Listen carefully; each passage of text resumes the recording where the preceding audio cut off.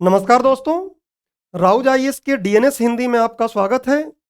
और यह वीडियो 4 दिसंबर 2023 के डीएनएस का दूसरा भाग है, जिसमें हम बचे हुए जो टॉपिक थे उनको कवर करेंगे। तो पार्ट 1 में 4 दिसंबर 2023 के डीएनएस के पार्ट 1 में हमने क्या कवर किया था? तो ये लाल सागर से संबंधित विषय वस्तु को कवर कर लिया था, जो जाके आप देख सकते हैं, यूट्यूब पर अपलोड है।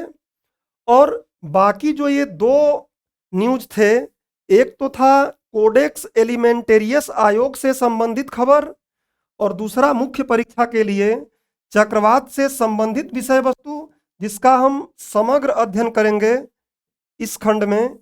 इसको हम इस भाग में कवर करेंगे। तो देखिए, इससे पहले वाले भाग में हमने इस लाल सागर से संबंधित विषय वस्तु को कवर कर लिया था, तो इसको मैं डायरेक्ट आगे कर देता हूं, क्योंकि ये सारी बातें हमने कवर कर लिया था उस पार्ट 1 में, जो 4 दिसंबर 2023 का पार्ट 1 था। अब हम दूसरे खबर की बात करते हैं।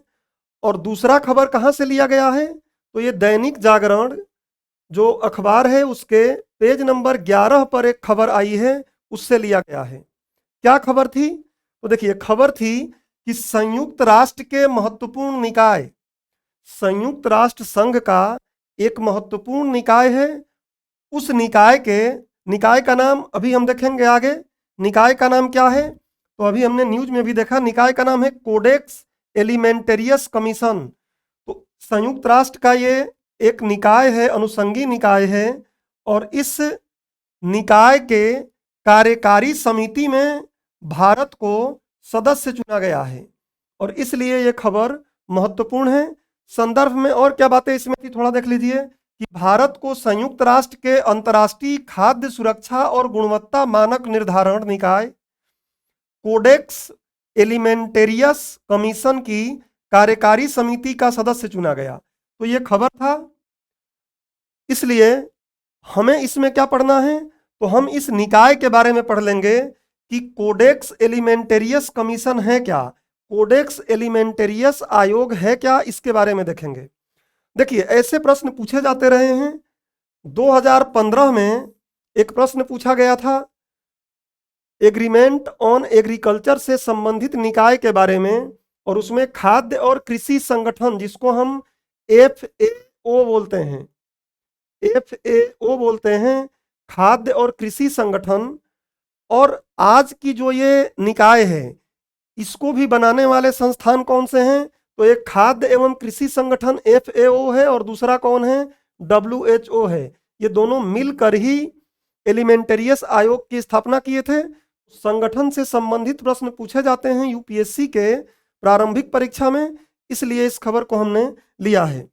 अब इसमें पढ़ना क्या है? देखिए, कोडेक्स एलिमेंटेरियस कमीशन के बारे में हम देखेंगे कि ये क्या है। अभी ध्यान से आप जो मैं बता रहा हूं इसको पढ़ लीजिए, फिर मैं साइड हो जाऊंगा, इसका स्क्रीनशॉट आप ले लीजिएगा। सबसे पहले हम देखते हैं कि परिचय ये है क्या। पहली बात तो आपने समझ लिया कि ये क्या है, कि संयुक्त राष्ट्र संघ का ये क्या है? अनुषंगी निकाय तो है। अभी हमने इसको संदर्भ में ही देख लिया कि एक अनुषंगी निकाय है ये संयुक्त राष्ट्र संघ का। लेकिन इसके परिचय में अगर हम देखें तो क्या है, अगर कोई पूछता है तो हम बोलेंगे कि ये संयुक्त रूप से, अभी मैं आपको बताया कि ये FAO कृषि एवं खाद्य संगठन और WHO, इन दोनों के द्वारा संयुक्त रूप से बनाया गया है। यही बात यहाँ बताई जा रही है कि यह संयुक्त रूप से FAO और WHO द्वारा खाद्य मानक कार्यक्रम के तहत खाद्य मानकों को विकसित करने के लिए स्थापित एक निकाय है। तो ये क्या करता है? खाद्य जो पदार्थ होते हैं उनके लिए स्टैंडर्ड, उनके लिए मानक निर्धारण करता है। जैसे भारत में FSSAI है, जिसको आप बोलते हैं भारतीय खाद्य सुरक्षा एवं मानक प्राधिकरण, वैसे ही ये वैश्विक स्तर पर मानकीकरण का कार्य करता है। किसके लिए? खाद्य पदार्थों के लिए। दूसरा क्या है? तो इसे सामान्यतः कोडेक्स के नाम से भी जाना जाता है। तो कई जगहों पे आप देखेंगे केवल कोडेक्स के नाम से भी बोल दिया जाएगा इसको। जबकि इसका नाम क्या है, कोडेक्स एलिमेंटेरियस कमीशन। अगली बात क्या है कि इसकी स्थापना कब हुई, तो इसकी स्थापना वर्ष 1963 में हुई। ध्यान रखिएगा, इसकी स्थापना वर्ष 1963 में हुई। अभी अगले स्लाइड में हम ये भी देख लेंगे कि भारत इसका सदस्य कब बना। भारत इसका सदस्य 1964 में बना, 1963 में नहीं बना, लेकिन स्थापना इसकी 1963 में की गई थी। अब बताता है कि इसका मुख्यालय कहाँ है, तो इसका मुख्यालय इटली के रोम में है, ध्यान रखिएगा। और आपको पता है कि FAO जो है इसका भी मुख्यालय क्या है, इटली में ही है, तो ये आपको दिमाग में रखना है। अब आता है कि कोडेक्स का अधिदेश क्या है। अधिदेश को इंग्लिश में मैंडेट भी बोलते हैं। किस लिए इसको स्थापित किया गया है, इसका मैंडेट क्या है, तो मैंडेट क्या है इसका, तो उपभोक्ताओं के स्वास्थ्य की रक्षा के लिए अंतर्राष्ट्रीय खाद्य मानकों को स्थापित करना। अंतर्राष्ट्रीय स्तर पर खाद्य के मानकों का निर्धारण करना कि किस प्रकार के खाद्य पदार्थों को हमें क्या करना चाहिए, आयात निर्यात भी करना चाहिए, उसमें क्या कितनी चीजें होनी चाहिए जिससे कि उपभोक्ताओं के स्वास्थ्य पर उसका बुरा प्रभाव न पड़े। तो दूसरा और क्या है, और खाद्य व्यापार में निष्पक्ष प्रथाओं को सुनिश्चित करना। अगली बात क्या है कि साथ ही अंतर्राष्ट्रीय सरकारी और गैर सरकारी संगठनों के द्वारा किए गए खाद्य मानकों के कार्य के लिए यह समन्वय स्थापित करता है। जैसे भारत में कौन है, तो भारत में आपने देखा कि क्या है, FSSAI है। तो ऐसे ही अन्य देशों की भी संगठन है, तो इन संगठनों के बीच में क्या करता है, ये समन्वय स्थापित करने का काम करता है। समन्वय स्थापित करने का काम करता है, यही बात यहाँ पे बताया गया है। अब बात आती है कि इसके सदस्य कितने हैं, तो इसके सदस्य कितने हैं, अभी आप जाके देखेंगे इसके साइट पर तो क्या है 188 इसके, यहां पर आप देखेंगे तो 188 तो देश इसमें हैं और एक इसका संगठन सदस्य है जिसको हम बोलते हैं EU। तो EU जो यूरोपियन यूनियन है एक संगठन है और 188 कंट्री इसके सदस्य हैं। अब बात आती है अगली की कार्यकारी समिति क्या है और इसकी जिम्मेदारी क्या है, क्योंकि भारत इसके कार्यकारी समिति का ही सदस्य बना है। तो थोड़ा समझ लेते हैं कि कार्यकारी समिति क्या है। देखिए कार्यकारी समिति जो है इसी को यहाँ पे इंग्लिश में लिखा गया है, कार्यकारी समिति आयोग के कार्यकारी अंग के रूप में कार्य करती है। जैसे आपको पता है कि सरकार के अंग होते हैं, जैसे कार्यपालिका क्या करती है, नीतियों का क्रियान्वयन करती है, वैसे ही ये कार्यकारी अंग क्या करता है, उसके सारे कार्यक्रम क्रियान्वयन जो भी कार्य होते हैं उसको देखती है। तो कार्यकारी अंग के रूप में कार्य करती है। ये मानकों का विकास करेगी, खाद्य पदार्थों के लिए क्या मानक होने चाहिए इसका विकास करेगी। उसके बाद उसके प्रक्रिया के लिए प्रबंधन, मसौदा, रणनीतिक योजना विकसित करने के लिए पर्यवेक्षक स्थिति इस टाइप के जो कार्य रहते हैं उनको ये देखती है। और ध्यान रखिएगा कि इस कार्यकारी समिति जो है इसकी अध्यक्षता कौन करता है, तो इसकी अध्यक्षता भारत नहीं करेगा, क्योंकि भारत अध्यक्ष के रूप में थोड़ी नहीं नियुक्त हुआ है, सदस्य बना है। तो इसकी अध्यक्षता कौन करता है, तो इस कोडेक्स एलिमेंटेरियस कमीशन के जो अध्यक्ष होते हैं वही कार्यकारी समिति की भी अध्यक्षता करते हैं। देखिए कार्यकारी समिति की अध्यक्षता कौन करता है, तो कोडेक्स एलिमेंटेरियस आयोग के अध्यक्ष द्वारा की जाती है। तो ये बात आप दिमाग में रखेंगे कि इसकी अध्यक्षता जो कोडेक्स एलिमेंटेरियस कमीशन के अध्यक्ष होते हैं उनके द्वारा की जाती है। अब भारत के बारे में हम अभी आगे की स्लाइड में देखेंगे। यहां और समझ लेते हैं कि इसकी संगठनात्मक संरचना क्या है, थोड़ा चीजें आपको क्लियर रहेंगी तो बेटर रहेगा। तो इसकी संगठनात्मक संरचना क्या है, तो इसकी संगठनात्मक संरचना में एक कार्यकारी समिति है, इसी समिति का सदस्य भारत बना है, एक कोडेक्स सचिवालय है और दूसरा क्या है कोडेक्स सहायक निकाय है। तो कोडेक्स के सहायक निकाय हैं, हमें इन सब के बारे में नहीं देखना है इतना डीप में। अगली बात क्या है कि कार्यकारी समिति की संरचना क्या है, कार्यकारी समिति का सदस्य भारत बना है तो इसकी संरचना क्या है, तो इसकी संरचना में एक अध्यक्ष हैं जिनके बारे में भी हमने देखा कि यही अध्यक्षता करते हैं इसकी। तो एक अध्यक्ष, अगला 3 इसके उपाध्यक्ष होते हैं और 7 जो भौगोलिक क्षेत्र हैं उनमें से प्रत्येक से एक एक सदस्य चुने जाते हैं। जैसे भारत अभी एशिया क्षेत्र से चुना गया है सदस्य, तो कौन कौन से क्षेत्र से, तो अफ्रीका से, एशिया से, यूरोप से, लैटिन अमेरिका, कैरिबियन क्षेत्र से उत्तरी अमेरिका और उसके बाद दक्षिण पश्चिमी प्रशांत क्षेत्र। तो ऐसे 7 जो क्षेत्र हैं इनमें से एक एक सदस्य चुने जाते हैं और 6 क्षेत्रीय जो समन्वयक रहते हैं वो भी इसके तहत शामिल होते हैं। तो ये इसके पूरी कार्यकारी समिति की सदस्य है, इसमें 17 लोग टोटल शामिल होते हैं। तो इसको एक बार आप देख लीजिएगा और मैं साइड हो जा रहा हूं, इसका आप स्क्रीनशॉट एक बार ले लीजिए जिससे कि आप फिर से इसको रिवाइज कर सकें। एक और महत्वपूर्ण बात कि क्या कोडेक्स मानक जो बनाए जाते हैं ये अनिवार्य हैं सदस्य देशों के लिए? तो कोडेक्स मानक अनिवार्य नहीं है सदस्य देशों के लिए। जैसे आपको पता है पेरिस समझौता में कई बातें हुई जो बाध्यकारी नहीं है, अनिवार्य नहीं है, वैसे ही कोडेक्स मानक अनिवार्य नहीं है। देखिए ये मानक क्या है, स्वैच्छिक हैं और गैर बाध्यकारी हैं। तो ये सदस्य देशों के लिए बाध्यकारी नहीं है बल्कि क्या है, गैर बाध्यकारी हैं और स्वैच्छिक हैं। तो ये आप ध्यान रखिएगा। अब हम बढ़ते हैं इसके एक और स्लाइड की तरफ और जिसमें भारत और कोडेक्स से संबंधित हमने बातें कर लिया कि भारत का क्या इसमें महत्व है और भारत किस तरीके से इसमें, क्या भारत का रोल है इसमें। तो देखिए सदस्यता और अध्यक्ष की बात करें तो भारत 1964 से इसका सदस्य रहा है। मतलब भारत 1963 में तो इसकी स्थापना हुई कोडेक्स एलिमेंटेरियस आयोग का और भारत 64 में इसका सदस्य बन गया। अब तक भारत क्या किया है, विभिन्न कोडेक्स मानकों और दिशा निर्देशों से संबंधित 12 ईडब्ल्यूजी कार्यकारी जो समिति है और 28 ये नंबर है। हर साल इसका वैसे तो वार्षिक होना चाहिए लेकिन 60 साल लगभग हो गए हैं इसके स्थापना के और अब वार्षिक हर साल इसकी अध्यक्ष मतलब इसका जो सम्मेलन है वो नहीं हुआ है। प्रत्येक वर्ष इसका सम्मेलन नहीं हुआ है, ध्यान रखिएगा। कई बार सम्मेलन काफी डिले होकर भी हुआ है। तो 12वें और 28वें की सह अध्यक्षता भी भारत किया हुआ है। 12वें की अध्यक्षता और 28वें की सह अध्यक्षता भारत पहले भी कर चुका है, ऐसा नहीं कि भारत इसका अध्यक्षता नहीं किया है। अब आगे बात करते हैं कि भारत के लिए सदस्यता का महत्व क्या है। तो भारत किसी भी संगठन का जब सदस्य बनेगा तो उसमें वो अपनी बातों को बहुत अच्छे तरीके से रख पाएगा। जैसे संयुक्त राष्ट्र के रक्षा परिषद में अस्थायी सदस्य जब भारत बनता है तो अपनी बातों को प्रबलता से रख पाता है विश्व के सामने। वैसे ही भारत जब इसमें सदस्यता प्राप्त किया है तो क्या करेगा, समिति के सदस्य के तौर पर भारत विभिन्न खाद्य उत्पाद की श्रेणियों के लिए अंतर्राष्ट्रीय मानक निर्धारण प्रक्रिया में अपना मत रखने का उसको मौका मिलेगा। तो भारत प्रबलता से खासकर जो श्री अन्न है, मोटे अनाज हैं, उनके लिए मानक निर्धारण करने का प्रयास करेगा भारत, जो सदस्यता भारत को मिली है तो अभी। और उससे संबंधित बात क्या है, देखिए भारत की उपलब्धि क्या है इसमें, भारत सदस्य के रूप में अब तक क्या उपलब्धि प्राप्त किया है इससे।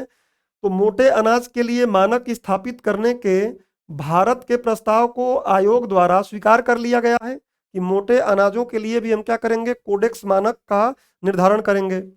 और भारत ने 8 गुणवत्ता मानकों को निर्दिष्ट करते हुए 15 प्रकार के श्री अन्न, मोटे अनाज जो है श्री अन्न सुनते होंगे आप, तो श्री अन्न के लिए एक व्यापक समूह मानक तैयार किया है जिसे अंतर्राष्ट्रीय बैठक में काफी सराहना भी मिली है।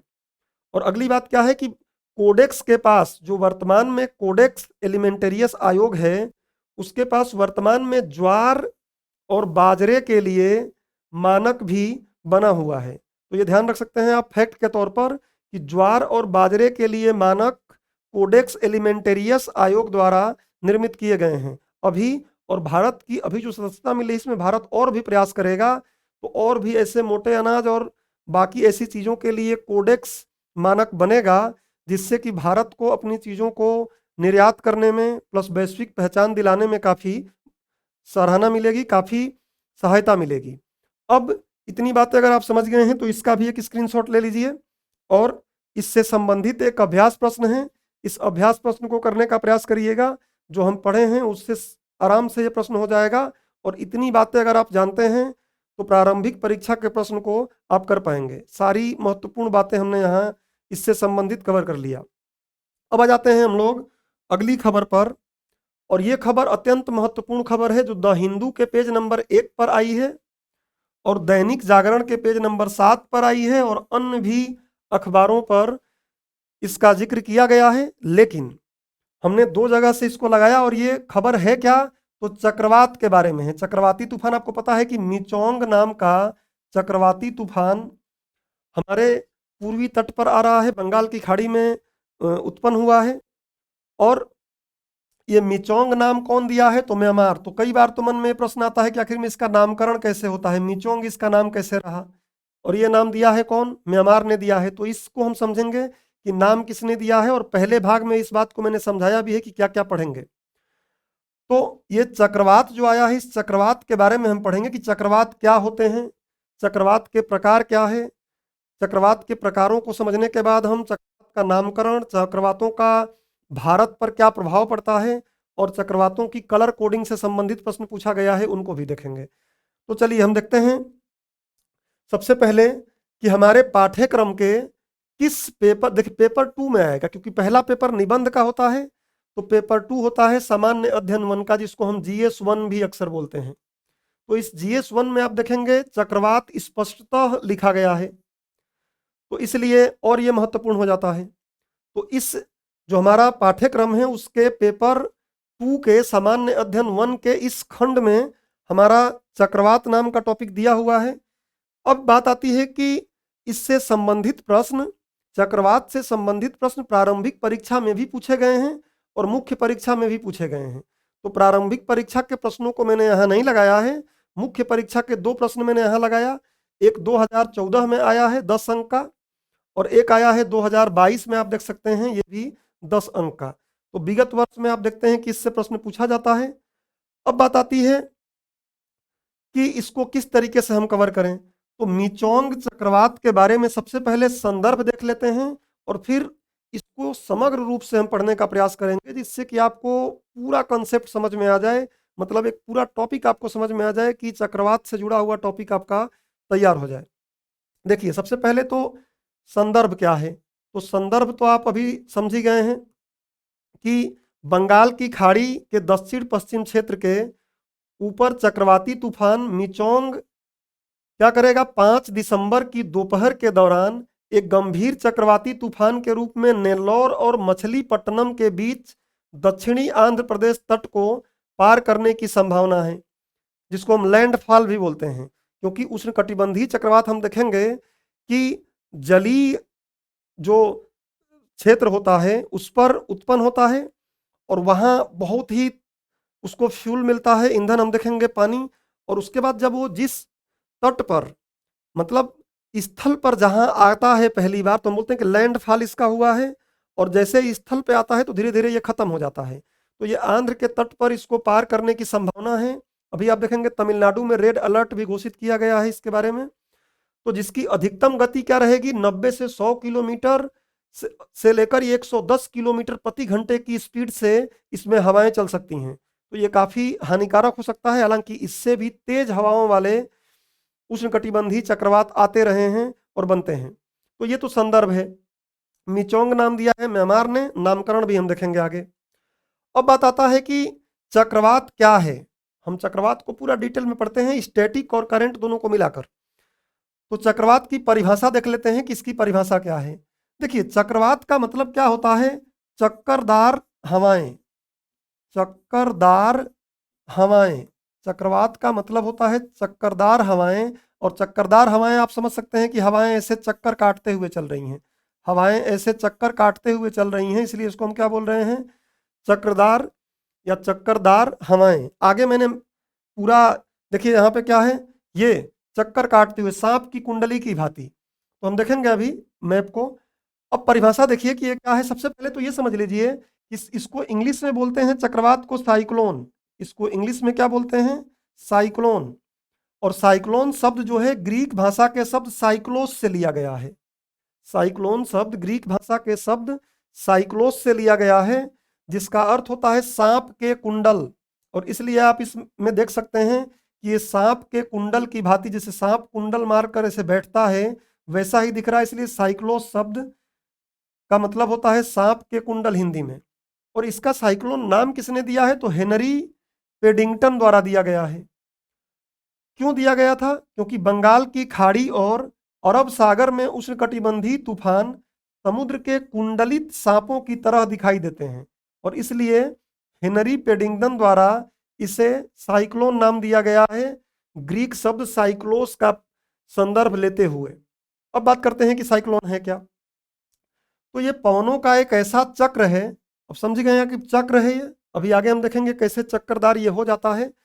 तो पवनों का ऐसा चक्र है जिसमें अंदर की ओर वायु दाब कम रहेगा। आपको पता है कि यहां पर अगर लो प्रेशर है, निम्न वायु दाब है, और यहां मान लीजिए हाई प्रेशर है, उच्च वायु दाब है, तो हवाएं हाई प्रेशर से लो प्रेशर की ओर चलती हैं। तो ध्यान रखिएगा कि जहां निम्न वायु दाब बनेगा, निम्न वायु दाब कब बनेगा, तापमान बहुत ज्यादा होगा तो वहां से हवाएं गर्म होंगी, गर्म होकर ऊपर जाने लगेंगी, तो वहां पर क्या बन जाएगा, निम्न वायु दाब बन जाएगा। और जहां पे ठंडा रीजन रहेगा वहां से हवाएं क्या रहेंगी, नीचे रहेंगी, और वहां से वो चल के वहां पे आने लगेंगी।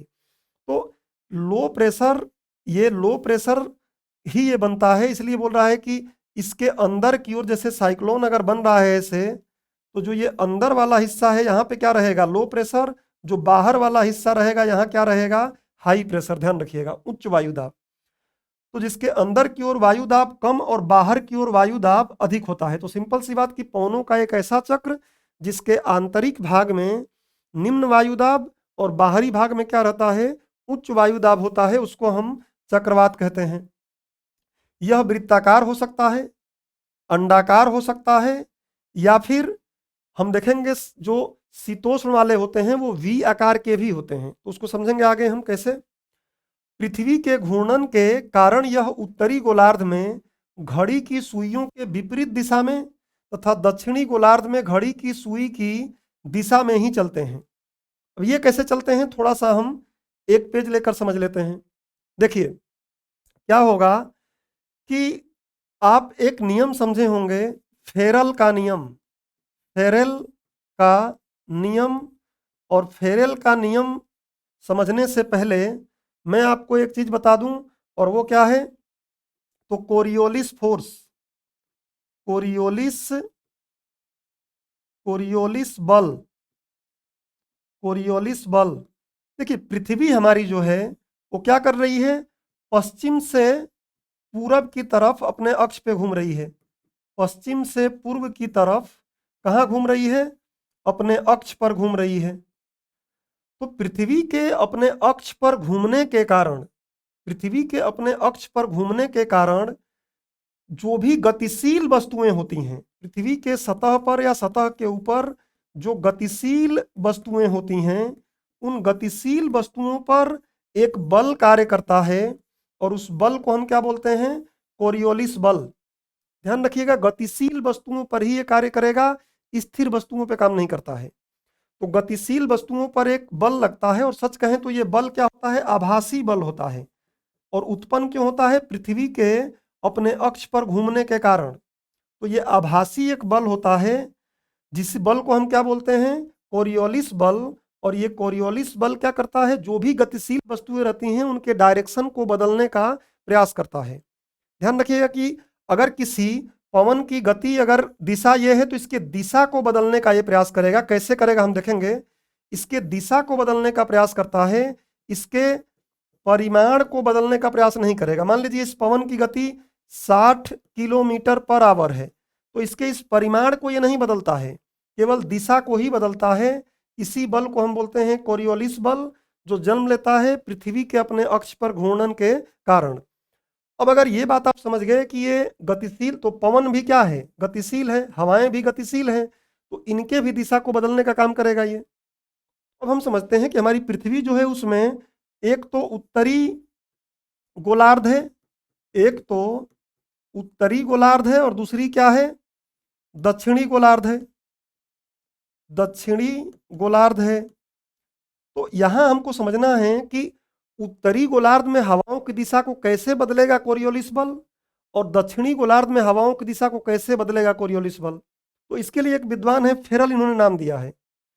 इन्होंने एक तरीका बताया है। क्या तरीका बताया है कि जैसे मान लीजिए यहां पर लो प्रेशर बन गया और यहां पर हाई प्रेशर है, उच्च वायु दाब है, तो हवा इधर चलेगी, और जब इधर चलेगी तो पृथ्वी घूम भी रही है ना, कोरियोलिस बल लगेगा।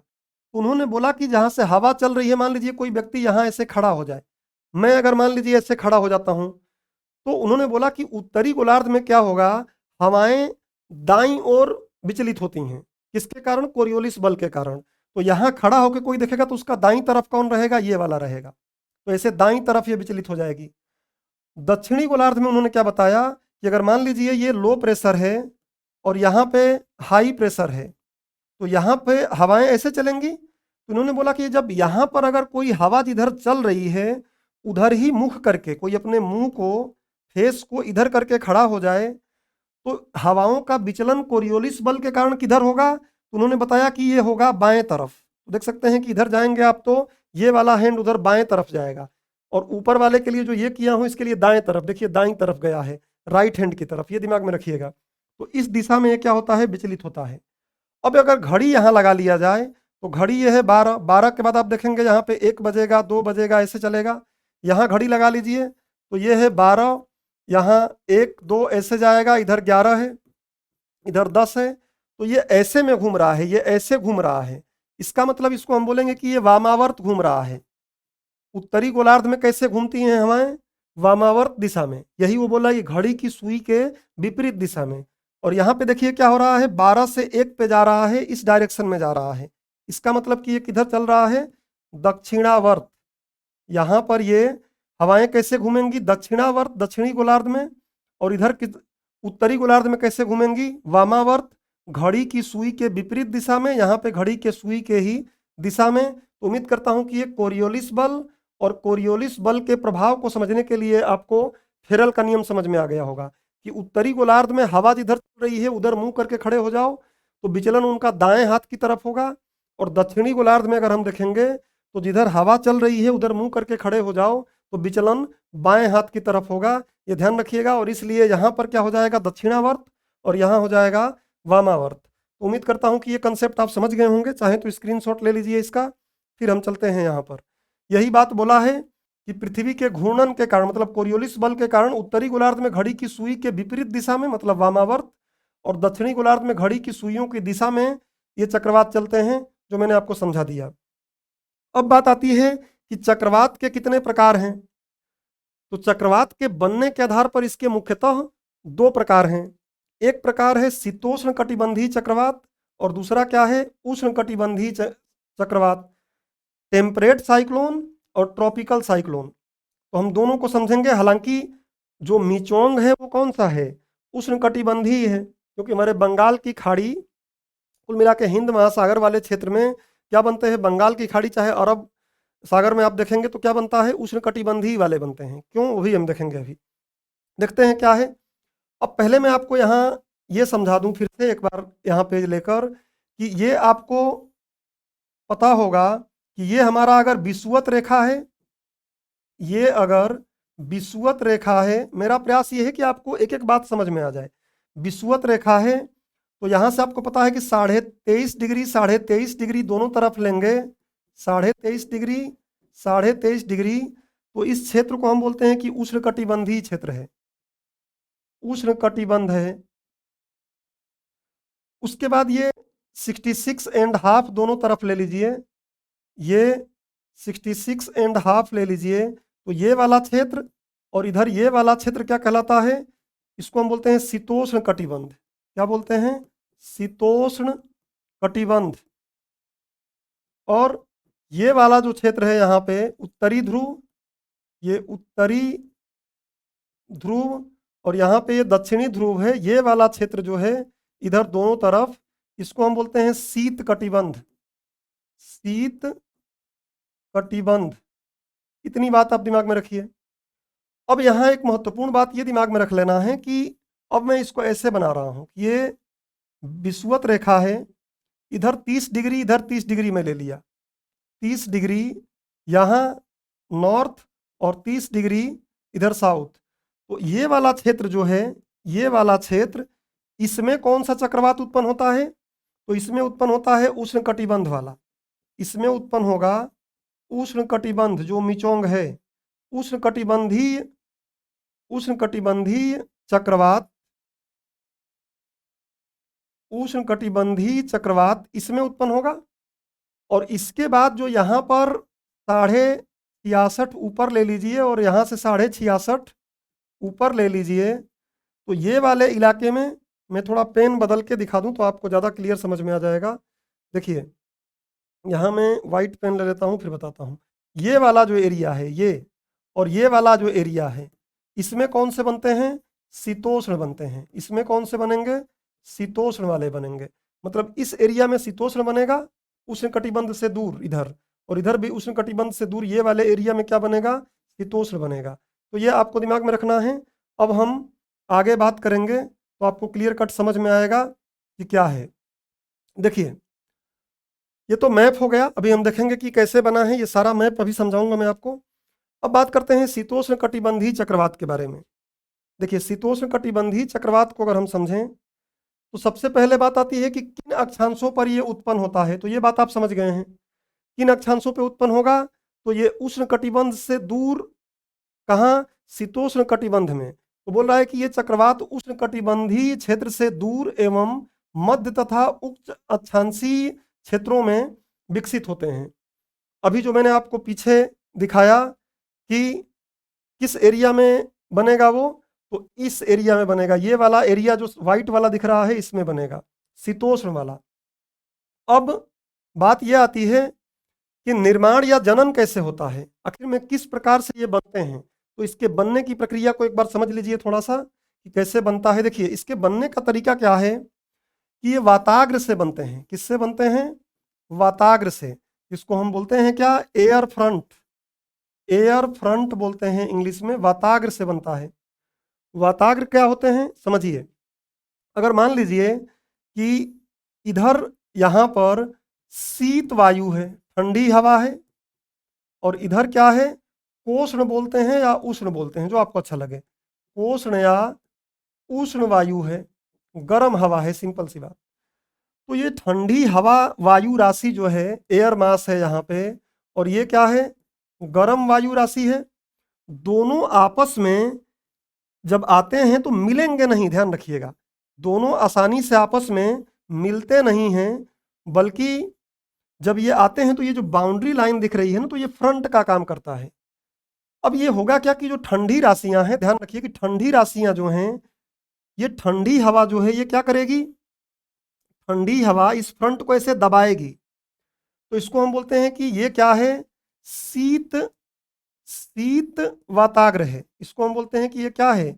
शीत वाताग्र है। अब मैं आपको इतनी बात बता रहा हूं कि आपको क्लियर कट समझ में आ जाए, अदरवाइज क्लास में इसको पूरा डिटेल में पढ़ा जाता है, जो आप भी डेफिनेटली पढ़े होंगे। क्योंकि वाताग्र आपको पता है 4 प्रकार के होते हैं: उष्ण वाताग्र, शीत वाताग्र, स्थायी वाताग्र। जैसे यहाँ पे स्थायी अगर ये पैरेलल चल रहे हैं तो इसमें कुछ भी डिफ्लेक्शन ऐसे, ये बस बाउंड्री दिख रही है तो ये क्या है? स्थायी वाताग्र है। और एक और होता है क्या? अधिविष्ट वाताग्र। तो मैं सारे वाताग्र फ्रंट के बारे में यहाँ नहीं बता रहा हूँ, एक जनरल आपको समझ में आया कि फ्रंट होता क्या है, कैसे ये जन्म लेता है। तो ठंडी इसको धकेल के क्या करना चाहती है, क्योंकि यहाँ पे लो प्रेशर हो गया है, हवाएं यहाँ से ऊपर उठ रही हैं, तो यहाँ से ये नीचे आ रहा है दबा के, तो शीत वाताग्र हो रहा है। और कोष्ण वाताग्र क्या होगा? देखिए, कोष्ण वाताग्र मतलब कि जो यहाँ पे गर्म हवाएं हैं ये यहाँ से ऊपर ऐसे जा रही हैं, यहाँ से ऊपर ऐसे जा रही हैं। तो जो यहाँ पे वाताग्र बनेगा इसको हम बोलेंगे कि क्या है? ये कोष्ण वाताग्र है। कोष्ण वाताग्र है, या फिर इसी को हम बोलते हैं कि ये क्या है? उष्ण वाताग्र है। अब ये क्या होगा? जो ठंडी वाली है, जो ठंडी वाली हवा है, ये तो दबा के इसको बार बार ऐसे आना चाहेगी, तो धीरे धीरे ये ऐसे होने लगेगा, वी के आकार का होगा। ये ऐसे इसको दबा के आएगा, और जो शीत जो गर्म वाली है इसको ऐसे करेगी, और जब पूरा गर्म एक बार ऊपर उठ जाएगा, गर्म वाली ऊपर उठना चाहेगी, गर्म वाली ऊपर उठ रही है, रेड वाली जो ये ठंडी है नीचे आ रही है, तो ऐसे करके क्या होता है? एक साइकिल बन जाता है। ध्यान रखिएगा, एक साइकिल यहाँ पे निर्माण हो जाता है, सर्कल जैसा बनने लगता है। हालांकि इसका आकार वाताग्र से बनता है, इसलिए वाताग्र जो होता है लगभग वी आकार का ही बनेगा। वाताग्र जो बनेगा वो वी आकार का बनेगा।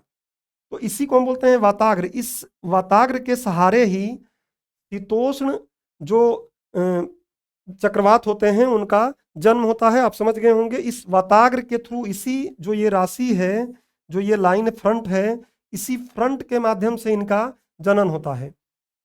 अब इस बात को समझेंगे तो आपको क्लियर कट समझ में आएगा। देखिए, निर्माण या जनन, इनका निर्माण या जन्म दो वायु राशियों के मिलने से होता है।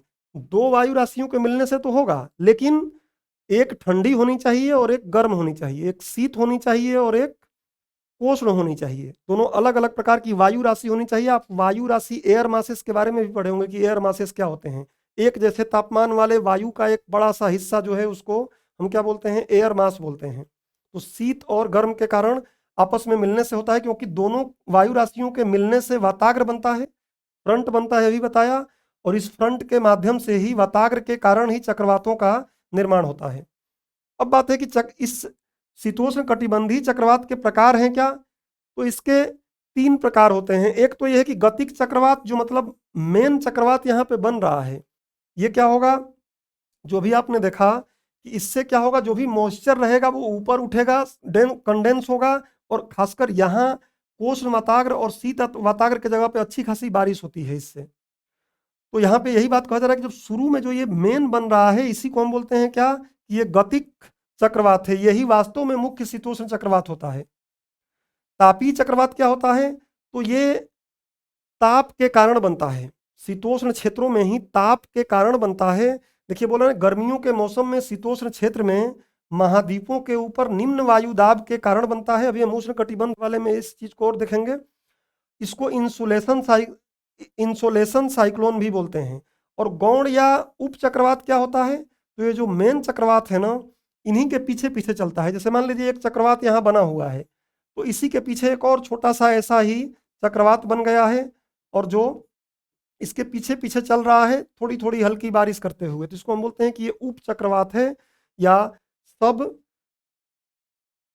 गौण उप चक्रवात है। तो ये चक्रवात मुख्य चक्रवात के पीछे पीछे चलते हैं तथा ये छोटे एवं अल्पकालिक होते हैं। तो ये हो गया किसका जनन कैसे होता है, किन अक्षांशों पर उत्पन्न होता है और इसके प्रकार। अब बात करते हैं इसकी विशेषताएं क्या हैं। विशेषताएं महत्वपूर्ण है, ध्यान से देखिए।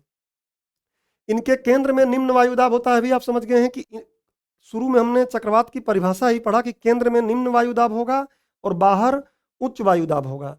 तो ये परिभाषा आपको हमेशा याद रखना। चक्रवात है तो ये काम होगा ही, इसका उल्टा होगा तो प्रति चक्रवात हो जाएगा। इसी का उल्टा कर देंगे आप कि केंद्र में कर देंगे हाई प्रेशर और बाहर कर देंगे लो प्रेशर, तो प्रति चक्रवात हो जाएगा, वो एक अलग टॉपिक बन जाएगा। यहाँ पे केंद्र में निम्न वायुदाब और बाहर होता है उच्च वायुदाब। अगला क्या है, इनका व्यास बहुत अधिक होता है, लगभग 2000 किलोमीटर से 3000 किलोमीटर तक। अभी उष्णकटिबंधीय पढ़ेंगे, वो इतने बड़े क्षेत्र में नहीं बनते हैं, वो छोटे क्षेत्र में बनेंगे। तो इनका व्यास बहुत बड़ा होता है। इनका आकार अंडाकार, गोलाकार या अंग्रेजी के वी अक्षर के होता है। तो अंग्रेजी के वी अक्षर के आकार का तो आप देख ही लिए हैं, यहाँ भी डायग्राम हमने बनाया कि ये क्या है, ऐसे बनते बनते अंग्रेजी के वी अक्षर के हो जाते हैं। और आप इस चित्र में भी देख सकते हैं कि ये क्या है, ये शीत वाताग्र यहाँ बन रहा है इस एयर के कारण। ये गर्म और ये ठंडी राशि है, वायु राशि, तो ये वाताग्र बन रहा है। तो यहाँ पे क्या हो रहा है कि ये जो बन रहा है शीत और कोल्ड के कारण बन रहा है। और ऐसे ही देखिए यहाँ पे ये चीजें निर्मित हो रही हैं, जो डायग्राम हमने देखा ये वी आकार का हो रहा है, अंग्रेजी के वी आकार का। और ऐसे करते करते जब सारी राशि एक साथ ऊपर चली जाएगी, गर्म वाली राशि, तो उसके बाद ये खत्म हो जाता है। तो ये वी आकार देख सकते हैं आप, सामान्यतः वो वी आकार का ही होता है। इसमें इनकी दिशा पश्चिम से पूर्व दिशा की होती है। ध्यान रखिएगा कि ये जो वाताग्र होते हैं ये पश्चिम से पूर्व दिशा की ओर चलते हैं। और इसमें हवाओं का जो वेग रहता है 40 से 60 किलोमीटर प्रति घंटा तक रहता है, कम है। लेकिन अभी देखेंगे उष्ण कटिबंध में, अभी देख रहे हैं कि मिचोंग 110 किलोमीटर प्रति घंटा होगा। तो इसमें मतलब ये नुकसानदेह कम होंगे। इनमें हवाओं की रफ्तार 40 से 60 अधिकतम रहती है, तो मतलब बहुत तेज हवाएं इसमें नहीं चलती हैं। इसके विभिन्न भागों में हवाओं की दिशा अलग अलग भी होती है। जो इसके अलग अलग भाग यहाँ आप देख रहे हैं, इनमें ये अलग अलग जो भाग हैं, यहाँ हवाओं की जो तीव्रता रहेगी और दिशा रहेगी वो भी क्या रहेगी, अलग अलग रहेगी। अब अगली बात क्या है इसमें कि वाताग्र के सहारे वायु की दिशा में परिवर्तन होने के कारण इसमें वाताग्र रेखा को दिशा परिवर्तन रेखा बोलते हैं। क्योंकि वाताग्र सही पूरी बात यहाँ पे है, देखिए ये वाताग्र है, इसी के सहारे जैसे जैसे वाताग्र ये नीचे है तो डायरेक्शन बदल रहा है। तो वाताग्र ही क्या करता है, वायु की दिशा को निर्धारित करता है इसमें, ये बात आपको दिमाग में रखनी है। उसके बाद क्या है, चक्रवात के आगमन पर वायु का वेग और वायु दाब दोनों ही कम हो जाता है। चक्रवात जब आ जाएगा, चक्रवात शुरू हो जाएगा, तो उसके बाद क्या हो जाएगा, वायु का दाब और वेग दोनों कम हो जाएगा, उसके पहले ज्यादा रहेगा।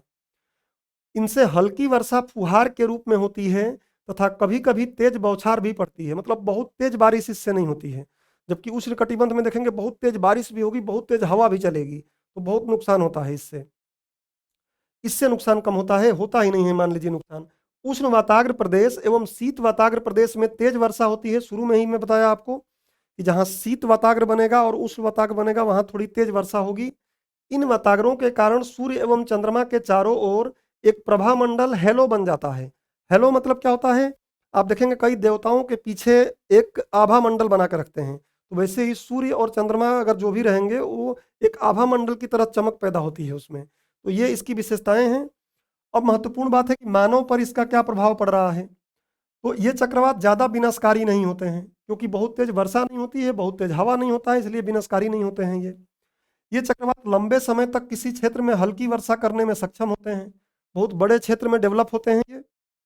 और यूरोप के कई देशों में ये चक्रवात क्या करते हैं, कृषि के लिए महत्वपूर्ण भूमिका निभाते हैं, क्योंकि बिना सिंचाई के ही फसल की पैदावार अच्छी हो जाती है इससे। तो फसलों के लिए काफ़ी अच्छे काम करते हैं ये।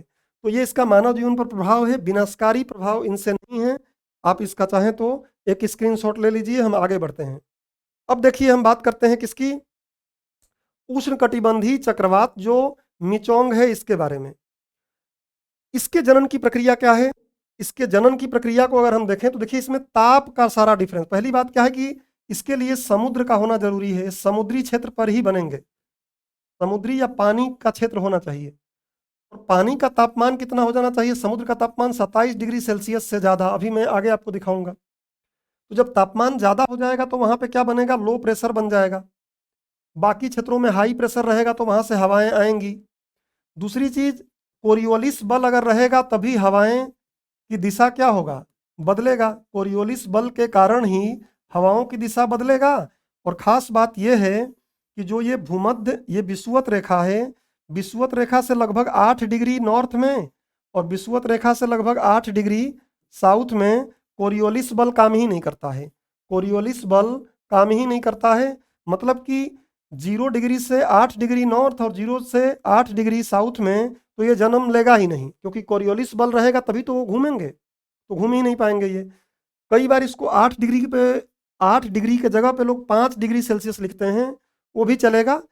हालांकि 0 से 8 डिग्री सेल्सियस और नॉर्थ और साउथ ही इसका बेहतर होता है लिखने के लिए, तो आप चाहें तो ये लिख सकते हैं, 5 भी लिख सकते हैं। तो इसमें ये बनेगा नहीं क्योंकि कोरियोलिस बल है ही नहीं।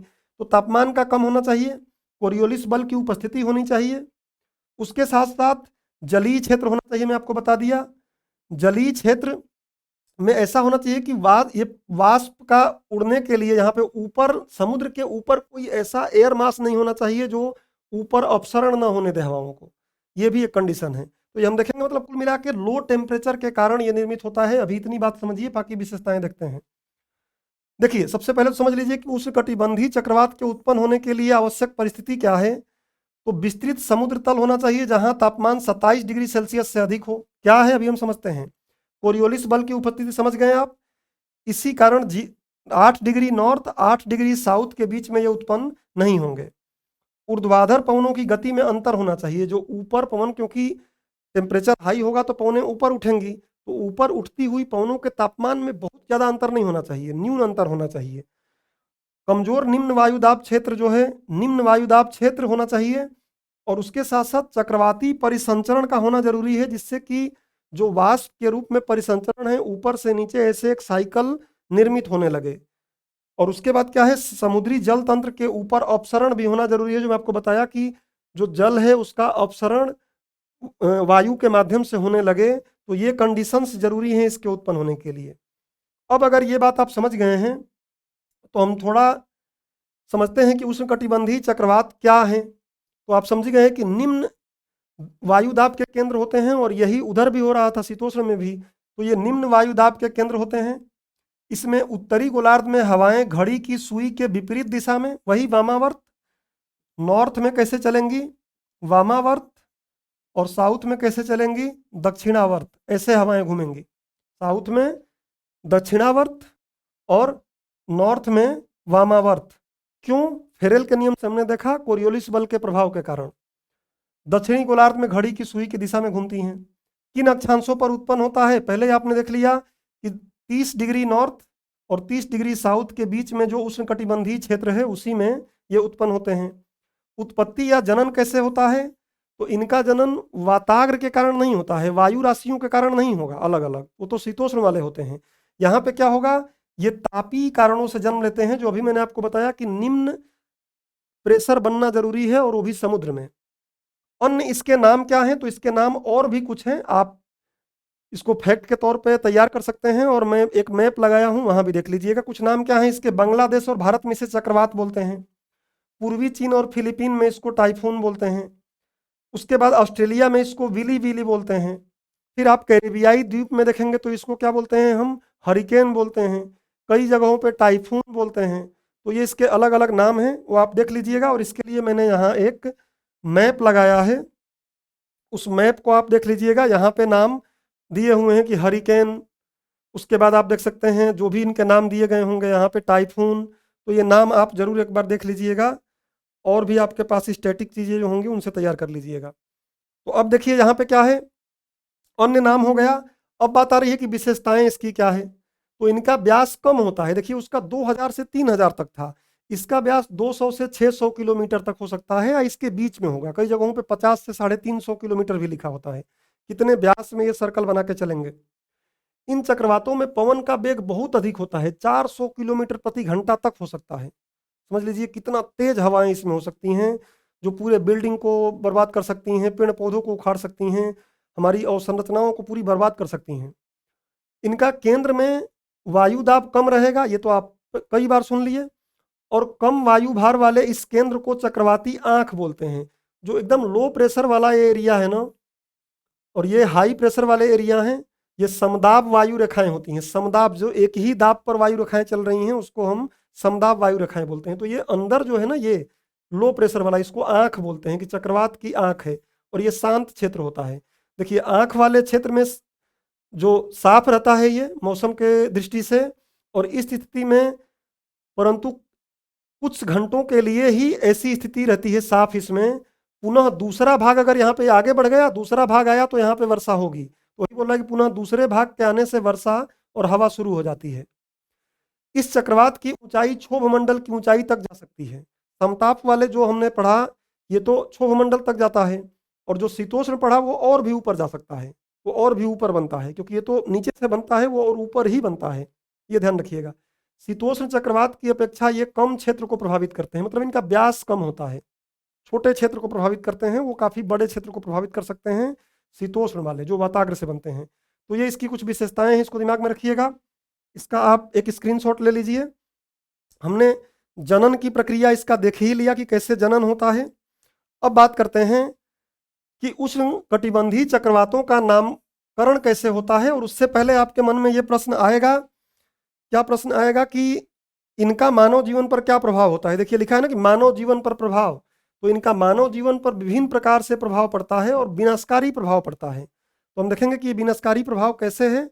पहले आप प्रभाव को ही चाहे तो देख लीजिए कि प्रभाव क्या होता है, बट मेरा मानना है कि क्रम से ही पढ़ लें, एक बार नामकरण पढ़ लें फिर प्रभाव देख लेते हैं कि मिचोंग नाम कैसे इसका पड़ा है। तो उष्णकटिबंधीय चक्रवातों का नामकरण क्या है, बहुत सिंपल सी बात है। वर्ष 2000 तक या उसके पहले इसके नामकरण कुछ भी रख लिया जाता था, कोई अंतर्राष्ट्रीय स्तर पर मान्य कोई प्रथा नहीं थी कि किस तरीके से इनका नाम दिया जाएगा। लेकिन वर्ष 2000 के बाद इस पर काम शुरू हुआ, और 2004 से ये नाम एक विशेष तरीके से संस्थान बनाकर और एक सिस्टम पद्धति के द्वारा दिया जाने लगा। तो वही समझते हैं कि दुनिया भर में 6 क्षेत्रीय विशेष मौसम विज्ञान केंद्र हैं, जिनको इंग्लिश में RSMC बोलते हैं। और किसके तहत हैं ये, तो विश्व मौसम विज्ञान संगठन WMO, विश्व मौसम विज्ञान संगठन आपको पता है कि संयुक्त राष्ट्र का एक अनुषंगी है, और इसके तहत ही 6 क्षेत्रीय विशेष मौसम विज्ञान केंद्र बने हैं, RSMC बोलते हैं। 5 क्षेत्रीय उष्णकटिबंधीय चक्रवात चेतावनी केंद्र भी बने हैं, जिसको TCWC कहते हैं। और इन्हीं का काम है कि परामर्श जारी करें, परामर्श करें आपस में और इनका नामकरण दें, चक्रवातों का नामकरण करें। तो ध्यान रखिएगा कि RSMC ये इसका हिंदी नाम है और TCWC उष्णकटिबंधीय चक्रवात चेतावनी केंद्र ही क्या करते हैं, चक्रवातों के नामकरण के लिए जिम्मेदार हैं। अब भारत में जो है IMD भारतीय मौसम विज्ञान विभाग जो पृथ्वी मंत्रालय के तहत आता है, ये WMO एशिया प्रशांत के लिए आर्थिक और सामाजिक आयोग जो बना है ESCAP, इसी का आर्थिक जो एशिया प्रशांत के लिए आर्थिक और सामाजिक आयोग है उसको इंग्लिश में ESCAP बोलते हैं। इस पैनल के तहत 13 सदस्य देशों को, मतलब जो भारत है यही काम करता है किसके लिए, जो हिंद महासागर वाले क्षेत्र में आते हैं। तो ये क्या करता है, 13 सदस्य देशों को उष्णकटिबंधीय चक्रवात पर सूचना प्रदान करने वाले जो 6 RSMC बने हैं उसमें से एक है कौन, IMDWMO जो भारत का है।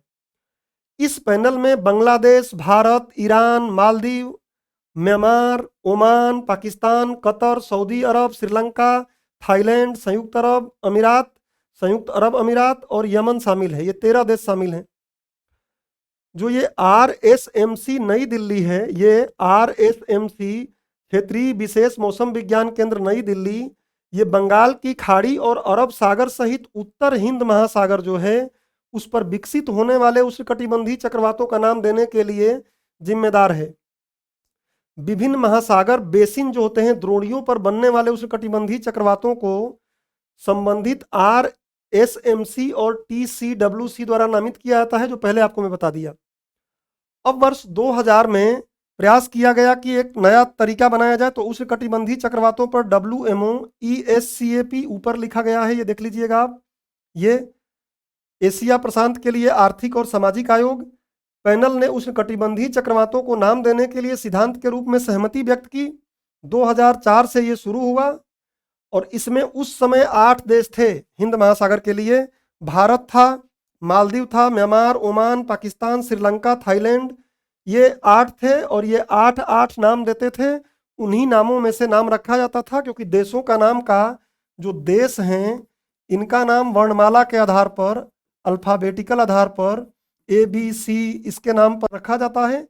और एक बार A वाला रख लिया तो अगली बार B वाले का, अगली बार C वाले का, अगली बार D वाले का, ये देश जो नाम दिए हैं उन्हीं में से नाम रखा जाता है। तो पहले 8 थे, अब कितने हो गए हैं, 2008 में 5 और जोड़ दिए गए, ये ईरान, कतर, सऊदी अरब, संयुक्त अरब अमीरात, यमन, तो अब 13 हो गए हैं। और 2020 में इन्होंने सभी ने 13 नाम दिए हैं, 13 ये नाम दिए हैं। उन्हीं 13 नामों में से देशों के अल्फाबेटिक क्रम में नाम क्या कर लिया जाता है, दे दिया जाता है। अभी मिचोंग किसकी बारी थी, म्यांमार की। M अल्फाबेट आया होगा तो M से म्यांमार देश आया इस क्षेत्र में, तो म्यांमार ने जो नाम दिया है उसमें से मिचोंग वाला नाम पड़ा तो मिचोंग दे दिया गया है नाम। तो ये नाम देने की प्रक्रिया है, आप ध्यान से एक बार देख लीजिएगा और इसका स्क्रीनशॉट ले लीजिएगा। ये मैप मैंने आपको पहले दिखा दिया, वहां से देख लीजिएगा। अब आता है कि चक्रवातों का भारत पर प्रभाव क्या है। तो आपको पता है कि भारत चक्रवातों से बहुत ज़्यादा प्रभावित होता है, क्योंकि भारत का तटीय इलाका बड़ा है। यह है बंगाल की खाड़ी और इधर है क्या, अरब सागर। हालांकि आप एक बात ध्यान रखिएगा कि जो चक्रवात यहाँ बनते हैं ना, जो चक्रवात यहाँ बनते हैं इनकी दिशा रहती है कैसे, पूरब से पश्चिम की ओर। तो जो यहाँ बनते हैं ये तो भारत को बहुत परेशान करते हैं, बंगाल की खाड़ी वाले, और भारत के साथ साथ बांग्लादेश को भी परेशान करते हैं। जो बांग्लादेश है इसको भी परेशान करते हैं। लेकिन जो अरब सागर में बनते हैं, क्योंकि इनकी दिशा पूरब से पश्चिम होती है, पूरब से पश्चिम की तरफ दिशा होने के कारण ये भारत को प्रभावित नहीं करते हैं, भारत को परेशान नहीं करते हैं। कभी रेयर कंडीशन में वायु का दिशा बदला हुआ है तो कभी परेशान कर देते हैं, अदरवाइज मैक्सिमम टाइम ये ज़्यादा परेशान नहीं करते हैं। प्लस इधर अगर 4 आते हैं एक साल में तो इधर केवल 1 आएगा, 4:1 में आते हैं। इधर ज़्यादा चक्रवात आते हैं, इधर कम चक्रवात आते हैं। और उष्णकटिबंधीय चक्रवातों की गति पूरब से पश्चिम की ओर होती है, इसलिए ये भारत को ज़्यादा प्रभावित करते हैं। और यहाँ पूरब से पश्चिम होने के कारण ये भारत से दूर चले जाते हैं, हमको ज़्यादा प्रभावित नहीं करते हैं, ये ध्यान रखिएगा। लेकिन भारत काफ़ी प्रभावित होता है। इवन जो भूमध्य सागर में आप देखते हैं वेस्टर्न डिस्टर्बेंस बनता है, इससे भी भारत प्रभावित होता है। हालांकि उससे नुकसान जैसी स्थिति नहीं होती है। आप देखेंगे दिल्ली में और जो उत्तरी इलाके हैं वहाँ पे बारिश होती है सर्दी के दिनों में। खैर वो एक अलग मुद्दा है, कभी और देखेंगे। टॉपिक पे आ जाएं कि भारत पर क्या प्रभाव पड़ता है। तो भारतीय उपमहाद्वीप ही, पूरा भारतीय उपमहाद्वीप चक्रवातों से परेशान रहता है। बांग्लादेश हो गया, इंडिया हो गया, श्रीलंका हो गया, मालदीव हो गया, मालदीव अरब सागर वाले से परेशान होगा। तो पूरा भारतीय उपमहाद्वीप ही क्या होता है, दुनिया में सबसे बुरी तरह प्रभावित क्षेत्रों में से एक है। भारत का तो तट ही बड़ा है, 7,516 किलोमीटर का समुद्री तट है भारत का, जिसमें मुख्य भूमि से 5400 है, लक्षद्वीप का 132 किलोमीटर और अंडमान निकोबार द्वीप समूह का 1900 किलोमीटर, इतना है। तो इसके कारण ये परेशान होता है। उसमें भी 13 तटीय राज्य हैं और केंद्र शासित प्रदेश हैं, जिसमें 84 तटीय जिले शामिल हैं। ये सब क्या होते हैं, चक्रवातों से बुरी तरीके से प्रभावित होते हैं। हिंद महासागर में और अरब सागर में कुल मिला के दुनिया के 7% चक्रवात ही उत्पन्न होते हैं, लेकिन इनका प्रभाव तुलनात्मक रूप से बहुत विनाशकारी होता है भारत के लिए। खासकर उत्तरी बंगाल की खाड़ी में, जो मैंने आपको बताया अभी, जो भी तट हैं वहाँ पर बहुत परेशानी होती है चक्रवातों के कारण। और हर वर्ष औसतन 5 से 6 उष्णकटिबंधीय चक्रवात बनते हैं, जिनमें से 2 या 3 अत्यंत गंभीर हो जाते हैं भारत में। अरब सागर की तुलना में बंगाल की खाड़ी में चक्रवात जो उत्पन्न होते हैं उनका अनुपात 4:1 होता है, और वो विनाशकारी भी ज़्यादा होते हैं। क्यों? क्योंकि व्यापारिक पवनों के प्रभाव में वो भारत के तटीय इलाकों से आके टकराते हैं।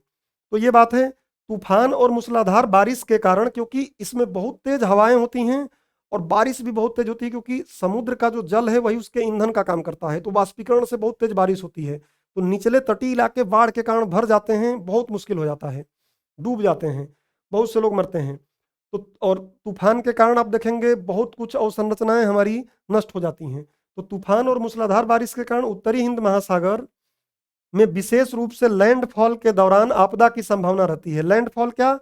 चक्रवात चलते चलते, चक्रवात ऐसे आ रहा है तो आके जब तट पर जहां पे क्रॉस करेगा तो हम बोलते हैं कि इसका लैंडफॉल हो गया है, मतलब पृथ्वी पर जो सतह है उस पर आ गया है। और सतह पर आएगा तो अब इसके लिए फ्यूल जो समुद्र का पानी कर रहा था वो मिलना बंद हो जाएगा, तो कुछ समय बाद ये खत्म भी हो जाता है। अगली बात क्या है कि तूफान से सबसे अधिक नुकसान होता है। कैसे? समुद्र का पानी तटीय क्षेत्रों के निचले इलाकों में घुस जाता है। जो तट पर हमारे राज्य या जिले हैं, भारी बाढ़ के कारण जो समुद्र के तटबंधों को ये नष्ट कर देता है, वनस्पतियों को उखाड़ देता है, बहुत नुकसान पहुंचाता है, मिट्टी की उर्वरता को कम कर देता है, पानी जो खारा पानी आता है। चक्रवातों से संरचनाओं का नुकसान होता है। कैसे? तो घर टूट जाएंगे, घर पूरी तरीके से बर्बाद हो जाते हैं, बुनियादी ढांचा, सड़कें खराब होती हैं, बिजली और संचार के लिए जो नेटवर्क बने हैं सब, अस्पताल, खाद्य भंडारण सुविधाएं जो बनी हैं, सड़कें, पुल पुलिया, फसलें सब नष्ट हो जाती हैं। तो तटीय क्षेत्रों में, निचले इलाकों में तूफान और मूसलाधार बारिश से सबसे अधिक मौतें भी होती हैं। तो भारत इस जो चक्रवाती उष्णकटिबंधीय चक्रवात है इससे काफी प्रभावित होता है, भारत, बांग्लादेश और जो भारतीय उपमहाद्वीपीय क्षेत्र हैं। तो ये आप दिमाग में रखिएगा, भारत काफी प्रभावित इससे होता है। अब यह है कि भारत इसके लिए क्या प्रयास कर रहा है कि किस तरीके से इससे बचाव किया जाए, क्योंकि ये तो प्राकृतिक कारण से हो रहे हैं तो इसको हम रोक पाएंगे नहीं। तो किस तरीके से इसको ठीक कर सकते हैं? देखिए भारत के प्रयास क्या रहे हैं। तो चक्रवातों के लिए कलर कोडिंग बनाए हैं। कलर कोडिंग क्यों? क्योंकि इस कलर कोडिंग के माध्यम से जो कम पढ़ा लिखा है वो भी समझ जाएगा, अच्छा लाल मतलब क्या होगा। जैसे देखिए हमारा जो IMD है वो ऐसे 4 रंग देता है कलर कोडिंग में। ग्रीन है तो कोई ज़्यादा नुकसान होने की संभावना नहीं है, अगर येलो हुआ तो थोड़ा सावधान रहो, अगर ये कलर हो रहा है तो क्या करेगा, आप तैयार रहो कि आपको भागना पड़ सकता है, हटना पड़ सकता है यहाँ से। और रेड हो गया मतलब कि एक्शन लेना पड़ेगा, आपको वहाँ से हटना पड़ेगा और बहुत कुछ नुकसान होने की संभावनाएं हैं। तो भारत क्या किया है, कलर कोडिंग करने लगा है। इस पे प्रश्न भी आया है कि जो भारत मौसम विज्ञान विभाग द्वारा प्राकृतिक खतरों से सतर्क रहने के लिए जारी किया जाता है, ये IMD द्वारा उपयोग किए जाने वाले 4 रंग हरे, पीले, नारंगी और लाल हैं। एक और महत्वपूर्ण बात आपको दिमाग में रखनी है कि पहले भारत क्या करता था कि जब आपदा हो जाती थी उस आपदा के होने के बाद जाके वहां बचाव कार्य, राहत कार्य शुरू करता था। लेकिन अब हमारे इस दृष्टिकोण में बदलाव आया है। अब हम क्या करते हैं कि चक्रवात के आने से पता चल गया कि चक्रवात आ रहा है, उसके पहले ही लोगों को विस्थापित करते हैं अगर जरूरत है तो, और भी जितनी भी अवसंरचनाओं या जितने भी सुरक्षा के कदम उठाए जा सकते हैं, सब पहले ही उठाए जाते हैं प्रिकॉशन के तौर पर। तो यही बात लिखी गई कि चक्रवात के जोखिम में कमी के लिए भारत सरकार के दृष्टिकोण में अब एक बड़ा बदलाव आया है। यह दृष्टिकोण आपदा पश्चात प्रतिक्रिया से हटकर आपदा से निपटने की पूर्व तैयारी की तरफ स्थानांतरित हो गया है। पहले ही तैयारी करो। अब आपदा पूर्व ही जोखिम न्यूनीकरण गतिविधियों को सक्रियता से लागू करने पर बल दिया जाता है। आपदा आ जाए, नुकसान हो जाए, उसके बाद नहीं, पहले ही तैयार रहो। तो ये एक नया शिफ्टिंग हुई है। प्रारंभिक चेतावनी प्रणाली हमने जारी किया है। अब तो सायरन जैसे भी तटीय इलाकों में बजते हैं कि सायरन बजा, लोगों को पता चल गया कि अब जल्दी से घर से निकलो, भागो। तो ऐसा भी काम किया जा रहा है। देखिए, iOS और एंड्रॉइड, मतलब एप्पल वाला, iOS और एंड्रॉइड दोनों ही प्लेटफॉर्मों हेतु संगत एक मोबाइल ऐप का विकास किया जा रहा है ताकि जोखिम वाली आबादी को पहले से ही सूचना पहुंच जाए। कई प्रकार के जागरूकता कार्यक्रम भी चलाए जा रहे हैं कि किस तरीके से आपको बचना चाहिए। राष्ट्रीय चक्रवात जोखिम न्यूनीकरण परियोजना बनाई गई है। वर्ष 2011 में इसको शुरू किया गया। इसका उद्देश्य भी क्या है कि तटीय समुदायों को चक्रवात और अन्य मौसम संबंधी, जल मौसम संबंधी खतरों के प्रति राज्यों की सुभेदता को कम कर किया जाए और आपदाओं के लिए प्रभावी रूप से योजना बनाने और प्रतिक्रिया करने के लिए राज्य संस्थाओं की क्षमता में वृद्धि किया जाए कि किस तरीके से बचाव के कार्य और अच्छे से किया जाए। उसके बाद NCRMP परियोजना, मतलब राष्ट्रीय चक्रवात जोखिम न्यूनीकरण परियोजना को NDMA, national disaster management act द्वारा कई चरणों में क्रियान्वित किया जाता है। उसके बाद ऐतिहासिक चक्रवाती घटनाओं के आधार पर नीतात्मक खतरे और भेद्यता विश्लेषण मॉडलिंग का उपयोग करके एक वेब आधारित समग्र जोखिम एटलस वेब क्रा का भी विकास किया गया है। तो भारत सरकार इस तरीके से सूचनाओं को एक तरीके से स्टोर करके, सूचनाओं के साथ लोगों को जागरूक करके इससे बचाव का कार्य करती है। और ये कलर कोडिंग की बातें हैं, इसको आप आसानी से और देख लीजिएगा। इसका आप एक बार फिर से स्क्रीनशॉट ले लीजिए। तो इस तरीके से आज के इस लेक्चर में जितनी भी बातें हो सकती हैं उसको हमने समग्र रूप से पढ़ा। उम्मीद करता हूं कि ये बातें आपको समझ में आई होंगी। उसके साथ साथ हमारे टीम की तरफ से यही दुआ रहेगा कि इस चक्रवात से जो लोग प्रभावित हैं उनको बहुत ज़्यादा नुकसान ना हो, उनको आसानी से बचा लिया जाए। तो मिलते हैं हम लोग अगले लेक्चर में। आज के लिए इतना ही। धन्यवाद।